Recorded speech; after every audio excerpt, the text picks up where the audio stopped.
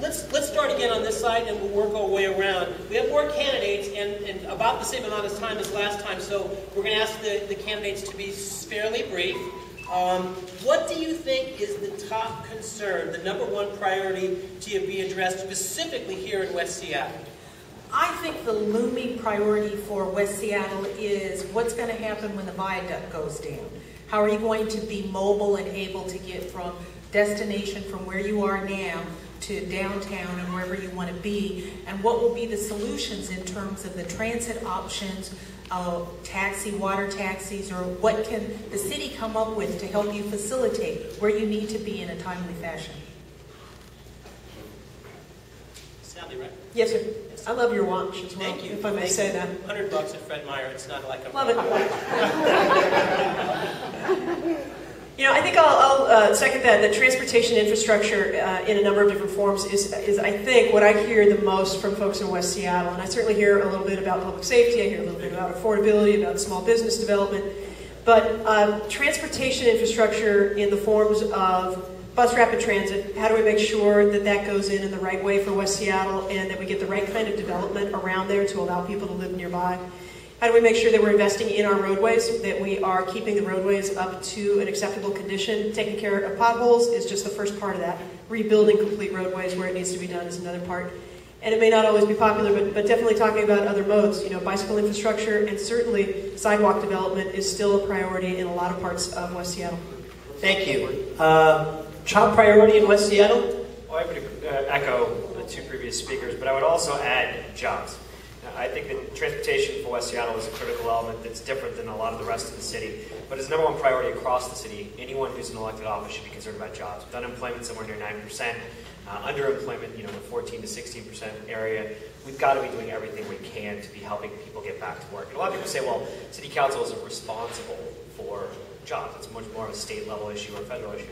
But I think there are things that we can do to help facilitate job growth, whether that's speeding up permits so projects get back online faster, or that's getting our transportation projects going, shovel ready as quickly as possible to get people back to work. We have to be doing everything we can to help all of our citizens, because this is not only an economic issue, it's a social justice issue. Okay, you can keep that. Bobby? Well, I'm gonna go with jobs also. I know transportation has been a big issue here in West Seattle, talking to a lot of folks, but jobs is very important. It's something that I've been working on in the work that I do now. The reality is that the city is going to continue to spend money on a lot of major projects that we're doing right now, and those projects equal livable wage jobs for folks. And that we as electeds can do a lot of work around those projects, ensuring that it moves our economy. One of the things I'm working on right now is a community workforce agreement around the Seattle streetcar to make sure that folks who live in that particular community through census tract data are able to work on those projects. So to make sure that people are in the neighborhoods are working on the different projects that are happening in their neighborhoods. I'm actually going to highlight two issues real quick. We heard about transportation. I actually live here in West Seattle. I'm on the viaduct every day, usually in a bus. And we have real issues with what's being proposed right now to replace the viaduct. If we build this tunnel, all of us here in West Seattle are going to take about twice as long to get out of West Seattle and elsewhere into downtown and the north part of the city. And frankly, I don't think that's acceptable. And I don't know why any of our city leaders think that's acceptable. The other issue I want to raise real quick, because I'm actually a resident here in the Delridge corridor, and we have a serious problem in corners of this city with social justice issues. Here in Delridge, we cannot get to a supermarket. And what kind of a major city do we live in when we have folks who can't get to a supermarket? We've got problems with access to good, healthy food, access to, safe neighborhoods, policing, all these kinds of things. And there are specific neighborhoods in the corners of this city that are not being listened to and aren't being addressed. And that's why I'm running for office. Thank you. Thank you. Let's start with you to kind of work our way back around.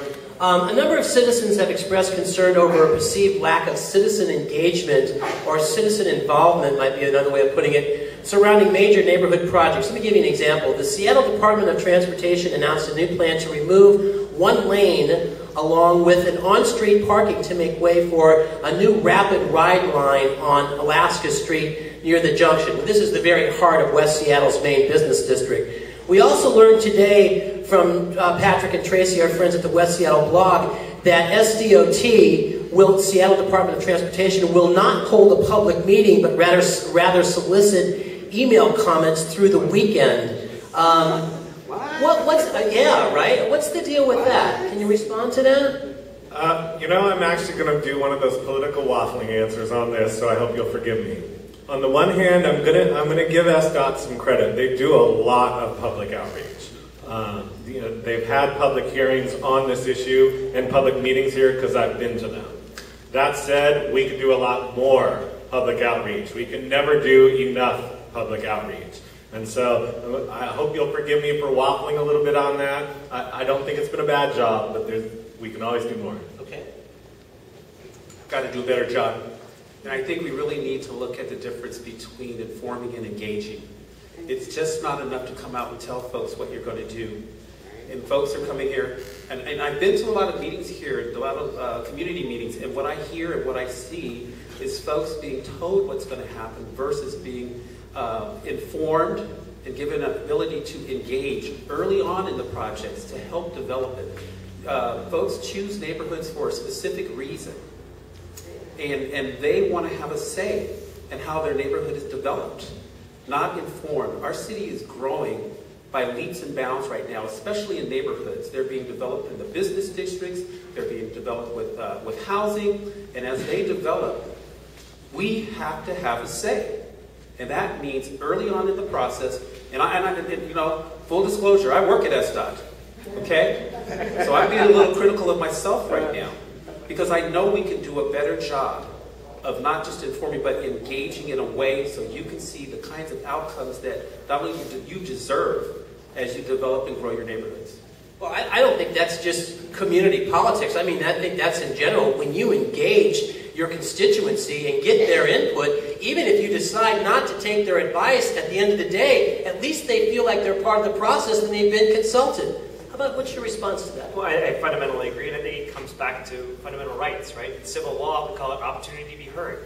Citizens are guaranteed in this country.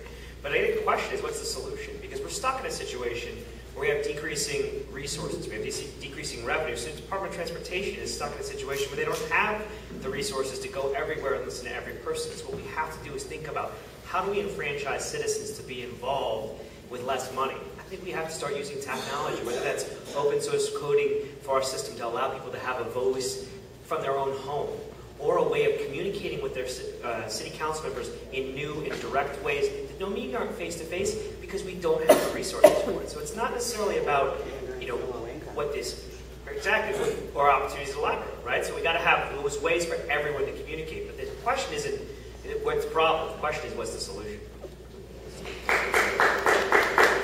So I think your specific question was, you know, what's with that? Is that okay? No. So I don't know the background on how they have done the outreach so far in the junction for the lane on Alaska.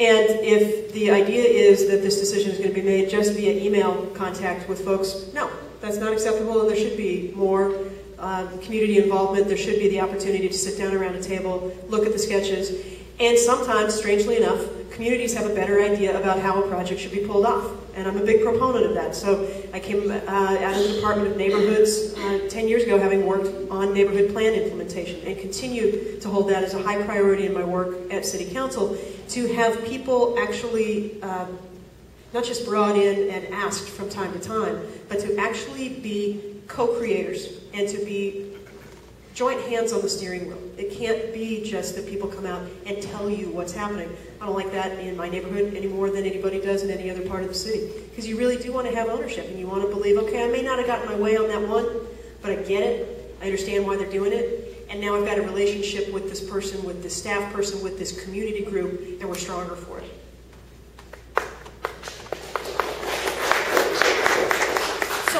I heard Michael say that he attended a number of meetings where this was the topic and there was lots of discussion. I'm the candidate who's running because I think sometimes there's too much process. And what that means is that sometimes we have too many meetings. No one is really listening. They're not hearing what we're saying. And then we're frustrated because we've been full participants who've been engaged in this process and we're not satisfied with the outcome. So I think we need to strike a balance. Make sure that we're doing the outreach, that we're holding the meetings, that we're intentionally listening, and that we are supporting neighbors and communities where they're at in terms of what they want for their own decision. Now, it seems like to me this was not a good decision if it's a Friday afternoon or it's a Thursday afternoon and someone sends you an email and says, we're going to make a decision, and that decision will happen by Monday. That innately doesn't sound right. But I think we do need to be smart because resources are limited. We do need to incorporate technology for those who have technology and only want to use technology as a way to respond with their answers. But we need to ensure that we are doing everything in terms of outreach, translating information so that people where English is not their first language can get it in the language that they're most familiar with. And then I think after we've done all of those things, then we can have some results that everybody feels good about. Thank you. Thank you. Sally, can we start with you this time? We hear a lot about family wage jobs. It was sort of one of those sort of hot button issues. The Triangle redevelopment project here in West Seattle is another issue. What kind of benefit will it bring to this area? What kind of community agreements will be in place to ensure that the attraction and retention of these family wage anchor jobs are created and stay here in West Seattle? So just to let people know, so the West Seattle Triangle, and Susan McLean from the Department of Planning and Development was here earlier with an information table. So there were a number of folks from the community who came forward a few years ago and said, you know, with the Hewling property turning over and opening up, we don't want to just leave it to fate. We don't want to leave it to whoever shows up and buys chunks of the property to develop and have it actually be a development that we want to welcome into our community. So we want to seize the initiative. We actually want to do a community-based partnership planning with the Department of Planning and Development to come up with what's the vision for the Triangle area. Part of that vision, though, is that there are a lot of businesses there that are very closely loved by West Seattle. So when you think of Alki Lumber and you think of the others that are in that area, those are not businesses that we want to have go anywhere anytime soon. There may be differences of opinion from some folks who want to see it all redeveloped immediately. I don't hear that from most folks, though, and that's not the position that I hold. I think that those businesses are valuable. As long as they want to be in this area, we need to support them with our dollars. We need to make sure that we support neighborhood businesses so that they can continue to be the places where living wage jobs get created. The things that replace them very rarely replace them with the same wage levels and the same benefit levels. And it's because more often than not, the new service economy means that when you lose something like on Alki Lumber, you maybe gain back something else that the neighborhood really wants, like a Walgreens or a Bartell's or something, which is great, but the wage level's not there. The benefits package is not there. More likely you're seeing part-time jobs. Think locally and act locally. Spend your dollars the way you really want it to match up with your rhetoric. Absolutely. I'd just like to talk about this a little bit more macro about these types of community projects, right? We have to start thinking creatively about how we redevelop these spaces, like Councilwoman Clark is saying, and whether that means only private business, or that can also mean public-private partnerships, and it can mean bringing in both the federal government, the city government, and the state government. A great project that I visited recently was down in the South Park neighborhood, and it involved Seymour, and they actually built low-income housing for Latino families using a federal grant, using loans from the city, and using tax credits as well as private donations. And what that did was develop not only the affordable housing, but also jobs for managers, jobs for people that were involved in the accounting of that project. We have to think creatively about these projects so that we can create more jobs and more development for all of our communities. Thank you. Bobby? Well, I'm going to echo Sally's points. I think it's important that when we look at development, we also have to look at preservation. Because as we develop and grow our neighborhoods, a lot of times what we see is displacement. And with that displacement comes things that don't match up with the values and the wants and desires of the neighborhoods. And so one of the things that Sally mentioned, I'll echo again, is preserving those small businesses. What we should be doing is making investments in those businesses and in those business districts to make them strong and keep and preserve the businesses that are there. And of course, we look to and see for opportunities to bring in new businesses that complement our neighborhoods, and partnering also with the city and with builders, we can make that happen. So I think that has to be our focus always. So we keep those small businesses there, how? By tax incentives or It could be a number of ways. It could be different incentives. It could be just coming in and making our own capital investments that actually support the neighborhood, whether they're sidewalks or crosswalks or parking. All of those different investments help to support a business district and attracts people to it and helps to create jobs. Right. Street maintenance, that kind of thing, yeah? Both. Thank you. So Maurice gave a great example out of South Park of a really good project. The problem we have here with the Triangle and with Link in particular is you look at that building and we've got studios, 1-bedrooms, I think there's some 2-bedrooms in there. But for a lot of folks who are working at businesses around there, they're not going to be able to afford to live at Link, or they've got kids, so I don't know how they're going to cram into any of the spaces that are available at Link. So we have a real problem with the kinds of housing that we're developing here in West Seattle right now, and in particular in the Triangle area. And then of course the other glaring option to come back to transportation is Link's not the only large project that's opened up between the Triangle and the Junction area, and it's not going to be the last one we see in the next few years. Eventually that hole is going to get filled in for us, and there's some other projects going on. And we've got hundreds of new people coming into West Seattle, and we have absolutely no way to get across the bridge as it is. And we need more funding for transit. We need more funding to move people, get them going, as well as, you know, get some of those great businesses that keep people here. And we're really facing some tough challenges ahead. We need folks who are willing to start having those conversations about how we change the way we build and change the way we do business. Thank you. I think we've heard some really good stuff today, and one of the things that I haven't heard, though, is the access to credit. Because one of the things that I hear in terms of small business being able to sustain themselves is that they need credit to either expand or to develop some more housing or something, and they're finding that credit is almost non-existent for them. So I do think that there's a role that we might be able to play in terms of the city leveraging some dollars, be it federal grants or some other kinds of things, to help make sure that the small businesses that we want to maintain in our communities will be able to stay, because they will be able to get the products that they need, expand their services, but we as a city can bring in the other amenities like the parking and the sidewalks and the signage and the public safety that makes the whole thing come together to work. Thank you. Final question for our Seattle City Council candidates. The mayor has repeatedly talked about bringing the light rail to West Seattle. West Seattle we'd actually have a monorail if the project hadn't been canceled. Would you support the mayor's plan to speed light rail construction in our community? And let's start with you, if we could. Unfortunately, right now, no. And that is because I think when we looked at the studies, it was actually something that was originally something I was very interested in. If we look at the cost compared to where else we could be investing our dollars in getting people from place to place over here, it's just not a smart expenditure of money. But what we can be focusing on is how do we improve bus rapid transit, how do we improve capacity, and how do we improve the transportation system that we currently have. Unfortunately, at this point, given the dollars that we have in our system, we can't promise everything to everyone. And at this point, we're going to have to hold off on light rail to West Seattle about it, I think, at this point. Bobby? Wow, it's a tough question. I think I'm looking, first of all, I think we really do have to focus on bus and bus service, because we can do that right now.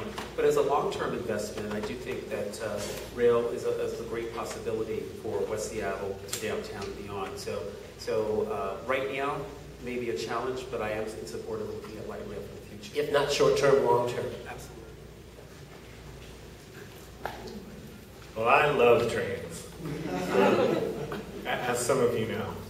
And I got my start in politics here in Seattle 10 years ago working for the Seattle Monorail Project. And that's how I got to know several of the neighborhood leaders who are in this room, was I was going around chatting at community meetings about why we need rapid grade separated transit, in this city. Because right now it takes longer for folks to get from downtown to neighborhoods in the city than it does for them to get from downtown to Bellevue, downtown to Everett, downtown to Federal Way. And frankly, that's a little ridiculous. Unfortunately, we voted down the monorail, and we haven't done a good job of prioritizing our spending. We spend a lot more of it on roads instead of transit. And the only way we're going to move more and more people across the bridge and out of this peninsula that we all live on is by investing in more transit. We need to figure out how to do that. I think, unfortunately, my colleagues here are right. Light rail's not coming anytime soon. So we're going to have to start thinking creatively, and the big thing we need to work on in the next 5 years is how we go down to Olympia and ask for new funding sources. We need more revenue sources to fund this transit. Thank you. Light rail in West Seattle.